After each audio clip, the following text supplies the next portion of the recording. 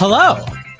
How's everybody out there doing? Welcome to In the Know with Exonify, your 25-minute dive into the biggest topics in workplace learning and performance. We know there's a lot of noise and a lot of hype out there in the marketplace, and In the Know is a straight-to-the-point conversation that provides the information you need to get started applying proven learning and performance practices within your organization. I'm JD. I'm the Chief Learning Architect at Exonify, and today's episode is all about technology. All the sound effects are going haywire, but that's okay because it's about technology today. After all, is there anything more buzzy in L&D than learning technology? So to help us break through the noise and make smarter decisions when it comes to our technology ecosystems, we're joined by the most knowledgeable person in learning tech. That's right, Christopher Lind, CLO of ChenMed and host of Learning Tech Talks, is here with us today. But before we welcome Christopher to the show, let's take a look at our feature story. I recently made my return to in-person professional events at the training conference here in Orlando, where I presented on the topic of building an agile learning tech ecosystem. And I began my session with a very important question.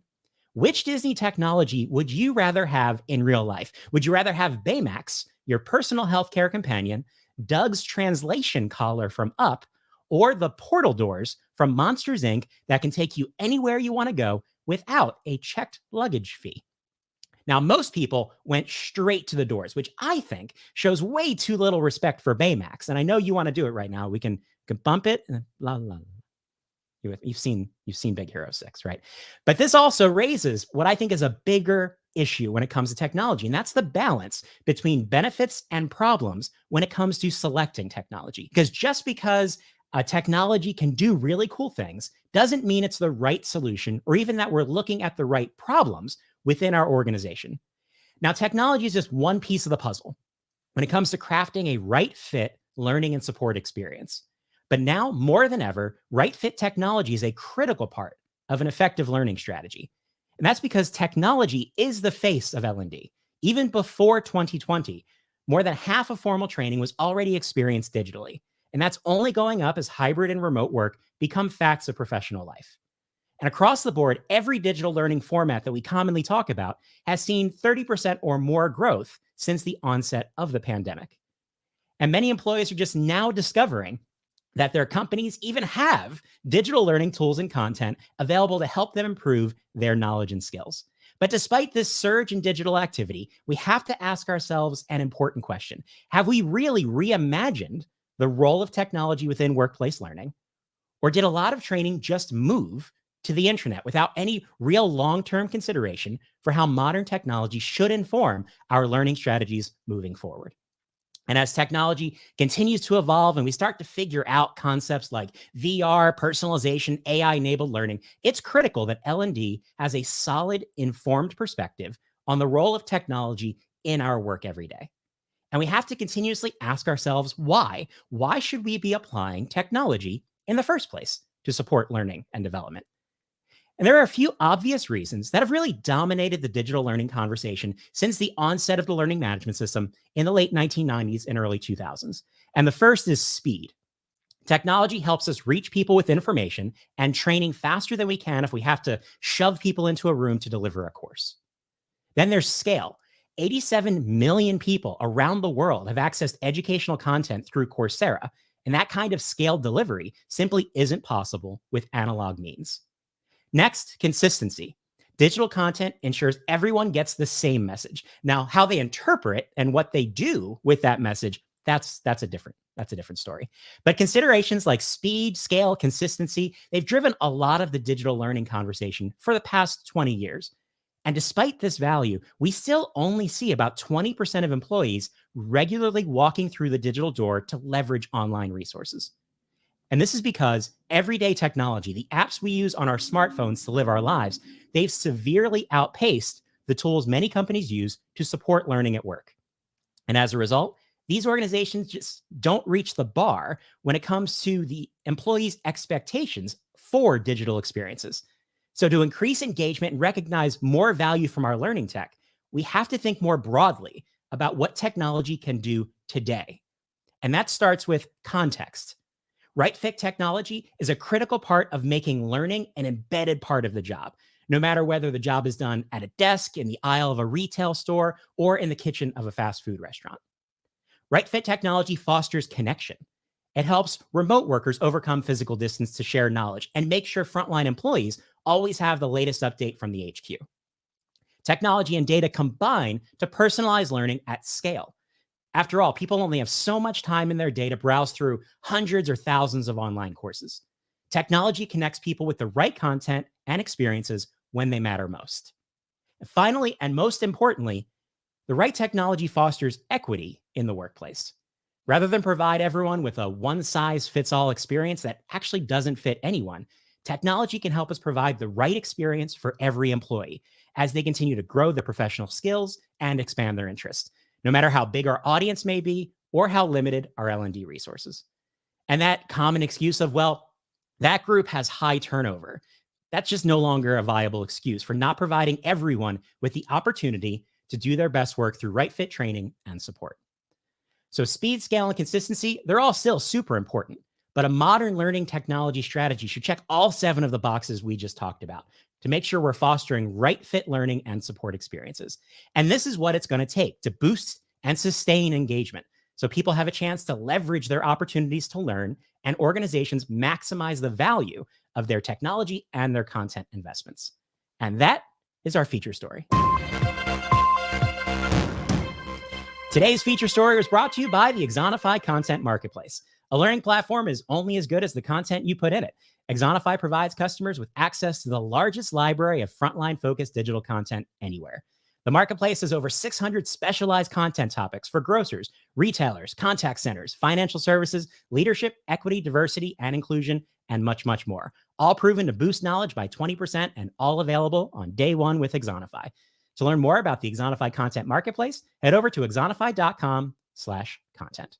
And now it is time to welcome our In the Know guest, Christopher Lind. Christopher is a globally recognized digital-first leader in learning with a career at the intersection of people, business, and technology. It's a 3-way street Christopher's living and working on. He's the Chief Learning Officer at ChenMed, founder of Learning Sharks, and host of the popular live stream series, Learning Tech Talks, and a devoted husband and father of 6, all of whom are under the age of 11 years old. That means this is a person with lots of knowledge and zero spare time. Christopher Lynn, you're in the know with Exonify. Hey, thanks. And you forgot "and big bags under his eyes." That's the other one. That's the other one you left out. I didn't want to judge, Christopher. That is not for me to say.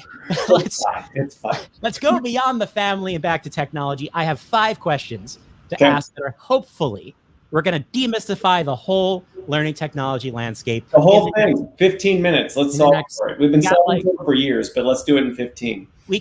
I'll give us like 17. We got 17 minutes to do this. So we're going to start off with what I imagine to be the most popular question you get asked.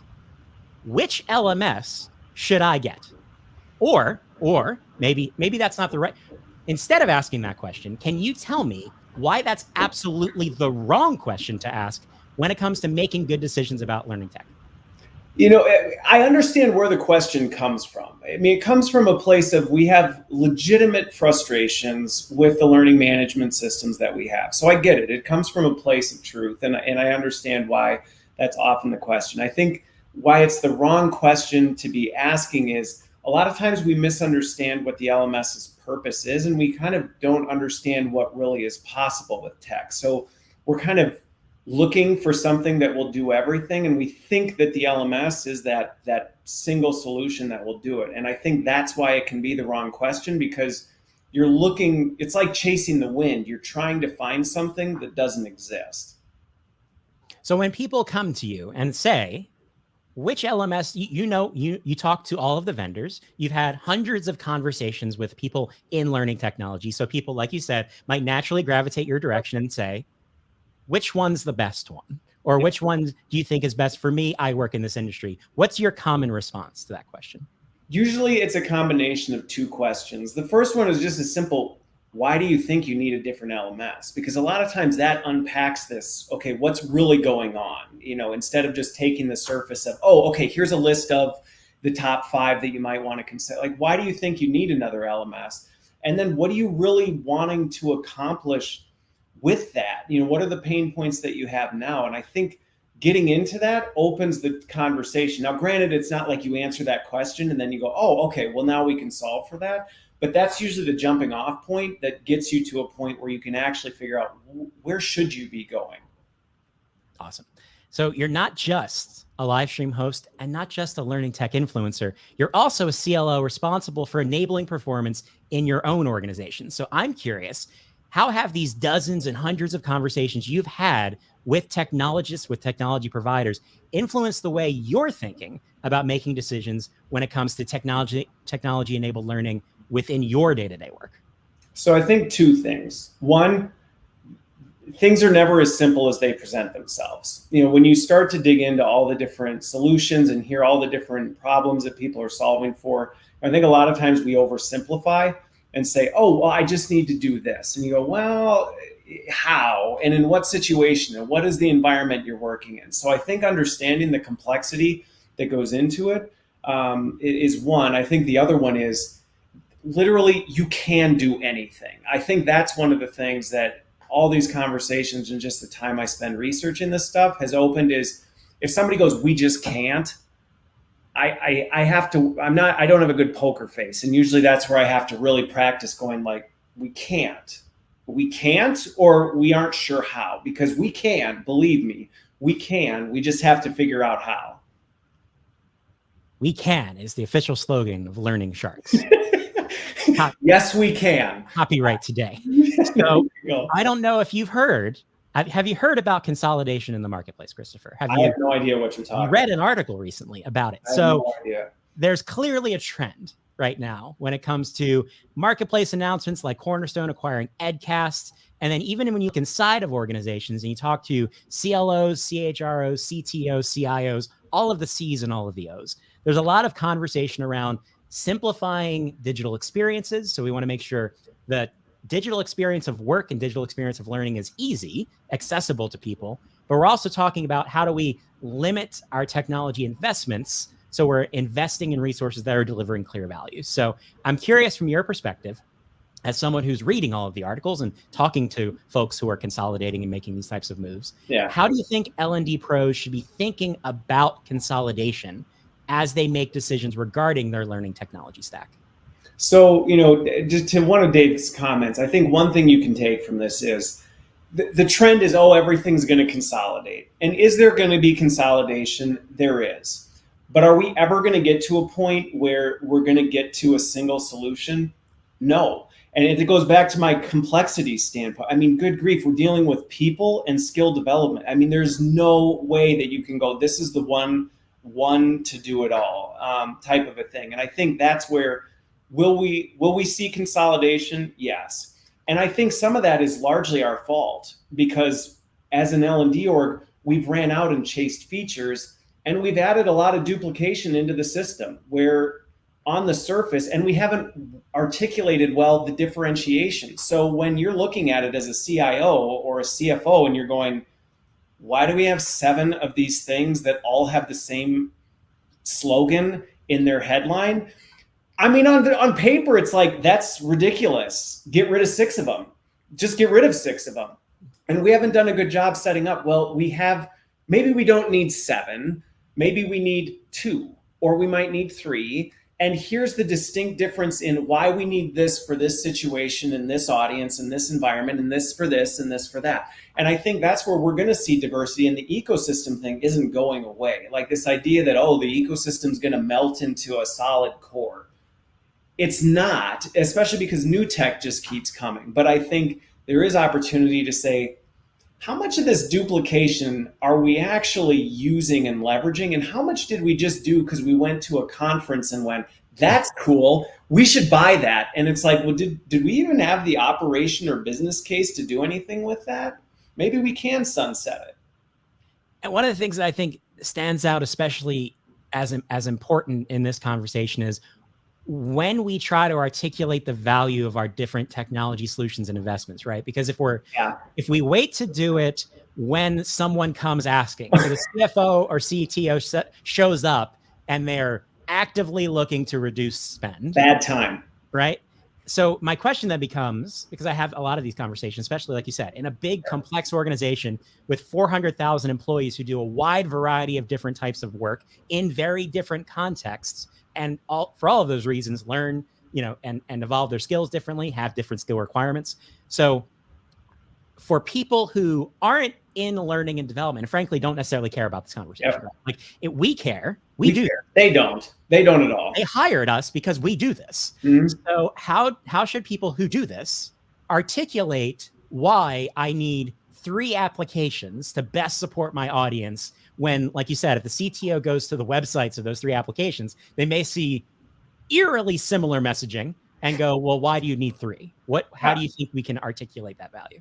So I think sometimes it goes back to what you brought up originally, which is not waiting to react for that, not waiting for someone to show up with a spreadsheet and go, do you know that you have 7 of these? And you go, I was hoping you'd never look and we would just be okay with it, type of a thing. One of the biggest things you can do to build credibility with those leaders is actually proactively go and say, hey, we're cleaning up our shop, and the reality is we have duplication in here we need to address. Like, you want to see a shocked CIO's face, you go there and say, I want to talk to you about consolidation because it's inefficient and we need to take something out of the system. Suddenly that conversation changes to, whoa, you're like thinking like a business person. I'm all ears. Now, when you go back and say, you know what, though, we had this conversation about consolidation. The reality is we actually have some very niche specific needs, and it's not met by our current tech stack. That now becomes okay, here's someone who's thinking like a business person, not someone who just saw a feature and wants to buy another platform type of a thing. And that takes time. And I think that's the other thing. Sometimes we're waiting till the moment hits to have that conversation instead of saying, well, how do we build the relationship, the rapport, the credibility, ahead of time? And there's some easy steps we can do to get there. Do you really need poll everywhere, Mentimeter, and one of these other meetings? Probably not. You probably can Slido in there. Slido. Right, Slido. Like, let's slip another one of these ones in and go, do we really need 7 for the org? We probably don't. So go have that conversation. And this is why, here comes a subtle plug. My new book, Very subtle. I like that. Right. You got to dramatically pause for the podcast audience to think, did it just stop playing? That is currently in revisions. I have an entire chapter about influence in learning and development, because it comes down to, how do you connect what you're trying to put together? You're trying to put together a dynamic, meaningful, right, modern learning technology ecosystem, but the going to these different stakeholders and saying it's going to help people learn better, that doesn't mean anything, right? It means something to you, maybe it means something to the employee, not necessarily all of these different stakeholders. So how do you identify the problems that either they have? So like you said, if you walk through the door and talk about meaningful consolidation and simplification with a CTO, now you're talking about topics they may be particularly interested in. But ultimately, how do you connect business problems to learning and development strategy and investment? So instead of saying we need a dedicated learning platform for our frontline employees, that may be true, but to do what? Because it's going to help us enable more effective sales. It's going to help us increase basket size. It's going to help us reduce safety incidents. It's going to drive up engagement retention numbers, right? So connecting those dots so people don't have to, that aren't in L&D, don't have to sit there and try to understand L&D strategy and thinking. It's connecting what we do, what we're experts in, to what they care about. And then, like you said, building that trust and credibility so that when you do it proactively as like part of what you do, people look at you and go, oh, I mean, he's the person who knows. Yeah. So and again, think about it. I mean, the percent we think about L&D way more diverse than our stakeholders do. So when we say we need a new learning platform for X audience to learn more, build a culture of learning, they're sitting there going, I don't want a hookah lounge and people sitting lattes consuming. Like, that's what they're thinking. They're going like, really? You just want people off the assembly line so that they can like sit and, you know, drink a coffee and consume like the latest in their and that's not what we mean, but that's what they're hearing. And so we have to say we have to be more proactive instead of wait till they react. So we already kind of touched this point, which is every learning tech vendor says they do microlearning. Every learning tech vendor says they're powered by AI. Every learning tech vendor has white papers, and they've got podcasts, and they've got blog posts, and they've got studies, and they've got articles. So how can an L&D or an HR professional who has a job to do and therefore can't spend all of the time attending every webinar, every online conference, they watch a lot of learning tech talks, but maybe not all of them. So how can someone figure out what's real and what's hype in the space when it's technology, which is fundamentally constantly evolving and has a kind of fundamental complexity to it? How do you see through the noise? So, I mean, it's hard. The reality is it's hard. And I think this is the challenge, is a lot of our industry is struggling with this. Like, do I need to be a SME in this area? Do I not? Like, how deep in subject matter expertise do I need to get in tech? And should I stay out of it? I don't know that I've got a good answer other than find the stuff that resonates with you, but also build your community and don't be afraid to ask for help. Like, there are people who geek out on this stuff way more than others, and lean on them. Don't be like, well, I'm in such role and I need to pretend that I know everything there is to know, because you don't. And be like, I don't have time to get deep in this. I don't have time to build the expertise. I need help from somebody who spends way more time on this. And that doesn't mean you're falling short or you're failing. It just means, good grief, keeping up with this, if this is not your comfort zone. I mean, there's no like, subscribe to Learning Tech Talks and you'll be the best little learning tech expert. You won't, because if it's not your sweet spot, you might listen to them and go, I've had people go, I honestly didn't know most of what you said in that episode. And I'm like, yep, that's probably when you would want to say, I should probably just ask somebody who did. And I've said for years, and I think most of what I am able to do, or most of what I know, comes from the fact that it's about connecting to the right channels and the right people who can help filter out a lot of that noise, right? As opposed to just Googling this stuff, because, oh my gosh, Google microlearning and see what happens in terms of consistent or lack thereof definition, right? Well, and I think the other thing is too, it goes back to like the conversation with the CTO. Don't wait till it happens. Like, don't wait until you're in dire straits and have to replace your LMS to familiarize yourself with what's going on in the LMS market. Does that mean you need to sit and vet every single LMS out? No. But if you haven't even looked at what's happening from an industry trend in 10 years, and now you go into a role where the first thing you have to do is get a new LMS, you're going to be hurting and you're going to need more help than if you're at least staying abreast to, okay, I have a general sense of what's going on and I know who to tap when I need to go deep. Yeah. And if you're a decision maker, you're a CHRO, you're someone who can kind of determine how things are prioritized and how your capacity is managed, even though you're probably constantly fighting fires and trying to balance, where do we fit strategy alongside requests and compliance and things like that. But it's generally just a good idea to set at least a little time aside to have these conversations, right? What have you seen? What do we think is interesting out there? Let's break apart the word metaverse and see, do we need to care about this right now? Do we need to have a cursory understanding? Do we need to dive in? Kind of where are we and the problems we're trying to solve? And where is that particular conversation trend and whatnot? And kind of connect those dots rather than, like you said, wait until the business decides we're going mobile, right, whatever that would mean. And now you're sitting there wondering, well, we haven't really explored the connection between mobile technology and learning. Now we're playing catch up, and now we're potentially more susceptible to noise. And recognize that your organization is going to be different than others. I think sometimes you see both ends, where one, you got orgs that are pursuing the trends for the sake of the trends and going, well, Accenture just put out a thing saying the metaverse is what we should all be looking at, so we should be doing metaverse stuff.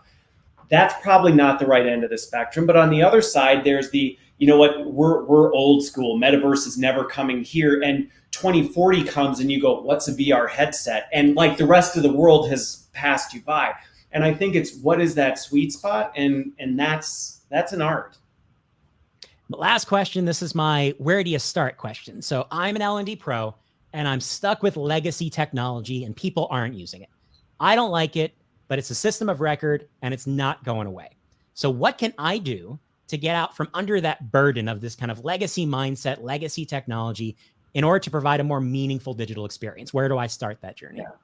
So I love this question because it goes back to, this is usually where people go, we need to replace our LMS. Our system of record is a terrible user experience, We need to replace our LMS. And it's like, why? Are you sure? Because maybe it just stays your terrible system of record and it's not where people go. Like, shift the thinking that, well, that's where people go, so we have to replace it, and say, what do we really need it to do? And then maybe a terrible, clunky system of record is fine, because if you create a different interface and all you're doing is feeding data back to it, it really doesn't matter if it's terrible. Is it meeting the needs? Now, if it fundamentally is not, then that's a different story. If you're going, there's these things that we're doing with duct tape, paper clips, and rubber bands because our LMS isn't working. Well, okay, then maybe you need to say, maybe we should look at what's happening in the LMS market. Or if your LMS is from 1997, you might go, oh, we're still on an on-prem, unupdated, unsupported version. Okay, that's a different story. But I think that idea of what are you really looking for it to do? And then you can start to make the decision of, well, then what do we need to do to solve for it? Do we need a completely different system of record? Maybe we just need something to augment the capability that we really need because it's holding us back as an organization. Christopher Lin, thank you so much for being with us today on In the Know. Where can people contact you? They want to learn more about you, join the Learning Sharks community, and watch my next guest appearance on Learning Tech Talks. Well, you know, because you're part of it. You can join the Learning Sharks community. I think the link's on the Learning Sharks website. And I'm on LinkedIn. If people don't know where to find me, LinkedIn is probably the most likely place other than within the community. So I think that's it. Awesome. Thank you so much. And thank you everyone out there for joining us on today's show. If you happen to be heading to Orlando next week for the Learning Solutions Conference, join me for my session, Built for Disruption, Architect an Ecosystem That's Ready for Anything, on Thursday, April 21st at 1 p.m. Eastern Time. And be sure to come back in 2 weeks as we take a virtual trip to London. We're heading to the Retail Technology Show, and we'll be joined from the UK by Carl Boutte, founder, chief strategist, and executive advisor for Studio RX. Carl's going to clue us in on what retailers are doing to prepare their employees for an ongoing digital disruption in their workplaces. So block your calendars for Wednesday, April 27th at 11:30 a.m. Eastern for a discussion on the human side of digital transformation. Until then, I've been JD. Now you're in the know. And always remember to ask yourself the important questions, like, why do you park on a driveway and drive on a parkway? I'll see you next time.